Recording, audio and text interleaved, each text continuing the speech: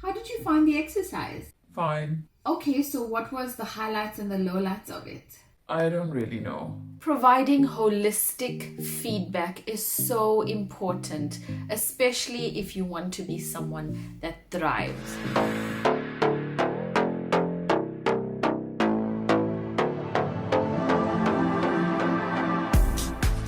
Hey Royal Family, this is the Front Row. My name is Roanna Moodley and thank you for choosing to watch this video today. It's something that I wanted to talk about for a long time, and that is comprehensive feedback. We live in a time that is so information driven, it is so fast paced, and we really need to get into a culture of providing comprehensive feedback, because without comprehensive feedback it is going to show up and you will not be able to function and you will not be able to flourish and be successful. It is very important that we learn how to provide concise, productive and comprehensive feedback so that we can benefit and we can really reap the fruits of our hard work. So I'm going to go through a few things for you. 5 steps on how you can give comprehensive feedback, and then I'm going to quickly touch on the importance and why it is necessary to give comprehensive feedback. So let's get started. The first thing you want to do is you want to know the pros and the cons of any situation. If you have been given a task at work or you have been given yourself a goal to reach, when you achieve this, it is very important to write down what was the pros and the cons. I like to call them, what are your highs and your lows? And it's so important to do that. When I was on radio, after every single show, we would sit down and we'd write down what was our highs, what was our lows, what we thought was our highs and lows, and we would learn from them. Our pros and our highs would end up being promos, and our lows would then be our learnings that we won't do them again. It works like a charm. The next thing you want to do is you want to write down everything that has transpired in that particular task at hand. So while you have written down the pros and the cons, or you've spoken about the highs and the lows, it's also important to write down the journey of what transpired. This is going to help you to be more comprehensive in your feedback. It's going to help you to deliver the message that you need to in a comprehensive way, in a segmented way, in a more detailed way. Because if you have more of the detail, then your précis or your summarized version of that is just far better than you summarizing the summary, if that makes sense. So for example, if you had to do a content calendar and you had 2 days to complete your content calendar for a month, then you would write down what that journey was like. What did you have to do? What worked? What didn't work? What did you have writer's block? What did that feel like? How did you come out of your writer's block? Where did you seek your inspiration from? How are you briefing your designer? All of those things. Step number 3, you want to communicate your findings. You want to tell the people that you work with, the people that you are dealing with, exactly what your findings are. So for example, if you are rehearsing for a dance show and then you performed, the journey from rehearsing to actually performing at the stage is a learning process. And there are highs and there's lows, there's improvements and there's things that don't really require much time, but perhaps you're spending more time on doing the things that you're great at. Or if you are working towards getting fit and you're concentrating only on leg work as opposed to arm work, because you are generally stronger on your legs than you are with your arms. But if you do a pro and con and then you write down the journey, you realize that you need to actually focus on this area because your arms are weak, and that is you need to now pick up on the exercises that you're doing with relations to strengthening your arms. So it's communicating that to the people that you are working with or the people that are around you that contribute to this task at hand. And that is vital, because if the people around you don't know what you're doing, nothing will change for the better. You are going to stay in the same state. And who wants to be in the same state? I mean, how boring would that be? This is why comprehensive feedback is so vital. It is life. It is the secret ingredient in the pot of things to success. Step number 4, you want to include details. Like, for example, if you wanted to become a YouTuber and then you got the necessary stuff and then you started filming and then you realized, okay, after you filmed, you perhaps need to get a certain quality of camera, you perhaps need to get a certain type of light because you can't use any type of lighting for vlogging.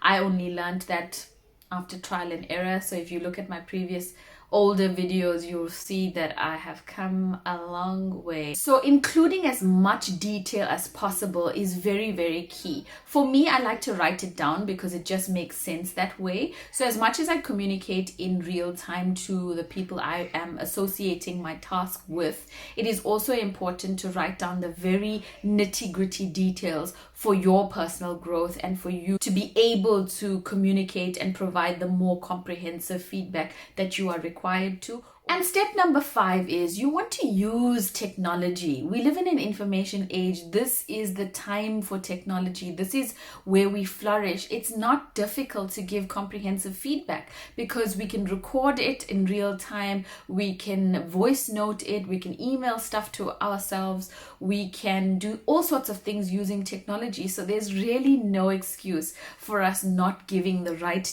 feedback or for us not giving comprehensive feedback. We have the tools, we have the ingredients to provide a comprehensive feedback to the people that we are speaking to the people that we communicate to, and especially in the working environment. I find that a lot of people don't see the importance of comprehensive feedback, the importance of the details. It is very necessary to understand the process of the flow, because if you don't know the process of the flow and you're just giving a very vague feedback to perhaps your colleagues, your subordinates, or the people you report into, they may not necessarily be able to truly understand the magnitude of the task at hand. But comprehensive feedback and dissecting it in a very analytical, very insightful way can be super beneficial to both yourself and the person that you are dealing with. Now, the reason why comprehensive feedback is so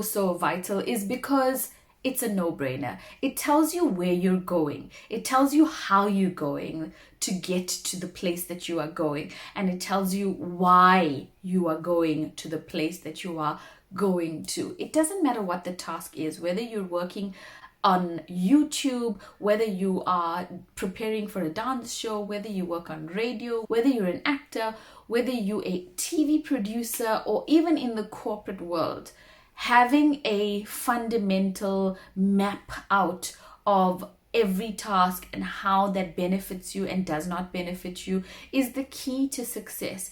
And the more familiar you get with providing comprehensive feedback, the better the skill set gets. If someone asks you, what was it that didn't work? You have to be able to dissect that for someone and package it in a way that there are learnings and it's easy to understand. And the more you get used to using your communicative talent, the better you will get. Some people are not very good in the communication aspect of it, and that's okay. It's not for everyone, and that is why it's so wonderful that we live in this digital age where you can document it. So if you're not someone that is able to articulate it in the manner in which you need to provide the right comprehensive feedback, then you can always document it, film it, voice record it, write it down, email stuff to yourself, and then package it in a way that is more comfortable for you. For me, I am strong with speaking, and that's something I do naturally. So that's something that I like to do. So I'm able to speak about things in a comprehensive way. But for someone that is more introverted than I am, it might be better to do it in a written way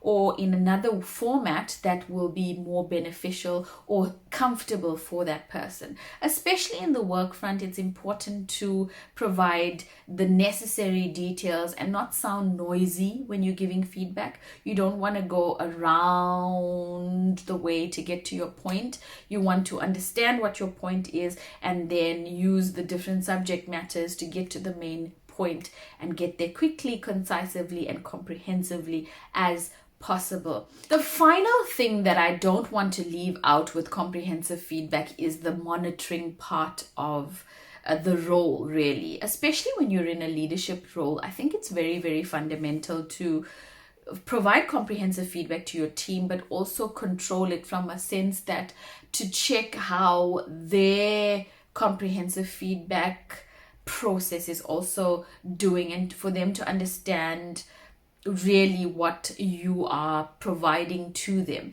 And in the same breath, the people that you report into, for example, in the work setting, what is it that they need further, or have they supported you and have they given you the tools that you require? But that's in the workplace, and you may think, that doesn't really apply to me. It does. It can apply in any, whether you want to do something recreational or very serious. Comprehensive feedback is crucial. If you're someone that wants to be an influencer and you want to be sponsored by a lot of brands, there are people that need comprehensive feedback from you. You need to tell them exactly what you do in a comprehensive way. You need to talk about setbacks. You need to talk about things that don't work with the relationship, so that it's transparent enough so that your sponsor understands you and understands what your brand is about, and they can sponsor you in the right way and not take advantage of you as an influencer, and vice versa. So it does work in all kinds of work formulas or in all kinds of settings, just being more comprehensive. Even in your personal life, when you're talking to your partner and your partner asks you a question like, how was your day? You know, females often have a better way of answering the question, how was your day? Because we love to vent. Men generally have to work on their comprehensive feedback more than we do. It's always nice to have that conversation. It builds relationships, and conversation is always powerful, especially when you're doing it in the right way and in a comprehensive way.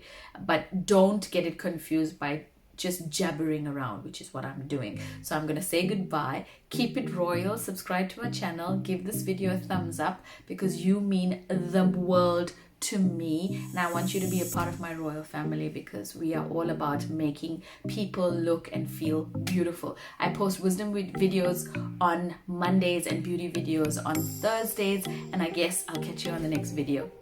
Keep it royal.